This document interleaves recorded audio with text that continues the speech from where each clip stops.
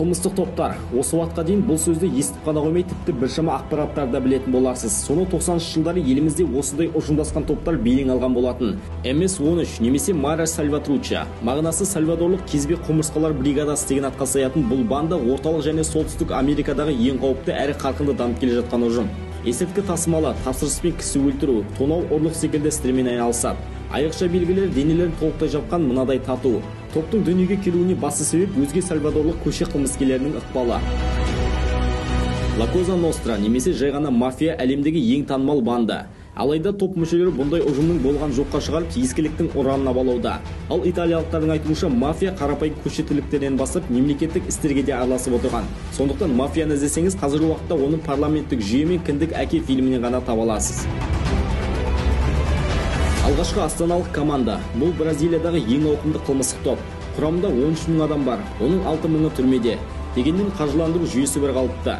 1992 жылдың қазанда жергілікті зынданнан қашуға әрекеттенгендердің қанды көтерілісінен аман қалған 8 қылмыскердің бірігуінен 1993 жылы дүниеге келді. Негізгі қызметтері есірткі және қару тасымалы, кісі тонау.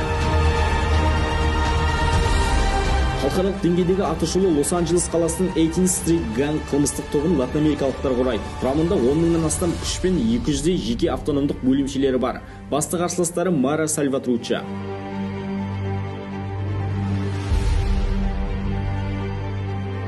The Airy Boys. Бұл Нигерияның жасөспірімдерінен жасақталған банда. Есірткі тасымалдаудан бөлек бұл балақайлар күндізгі уақытта қалың көпшілікті тонап, ұрып жығумен айналысады.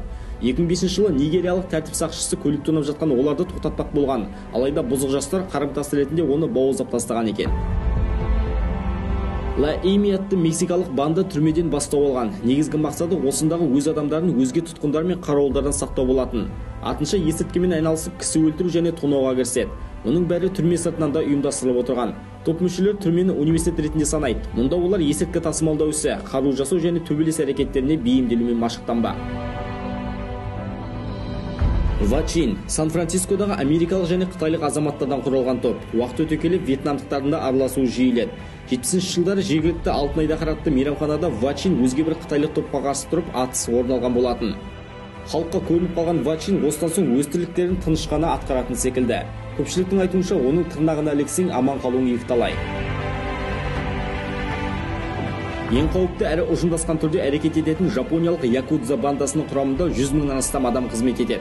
Саяси қызметтерден бөлек қаржылық және проституциялық істермен айналысады. Арқаларындағы мынадай тату бірнеше күн бойы кете қоймайды және осы арқылы олар топ мүшелерінің қаншалықты мығым екендігін байқайтын көрінеді. Мексикалық зұлым Лос Сетас тобы 90-шы жылдардың аяғында дүниеге келді. Есірткі тасымалдау ісімен айналысып, басқа да криминалды әрекеттерді атқарады. Сондай-ақ Мексиканың әскери қызметіндегі билік басшыларында бұл қылмыстық топпен байланысы бар екендігі белгілі болып отыр. Билікке дейін жеткені олардың қаншалықты мықты екендігін білдірмек.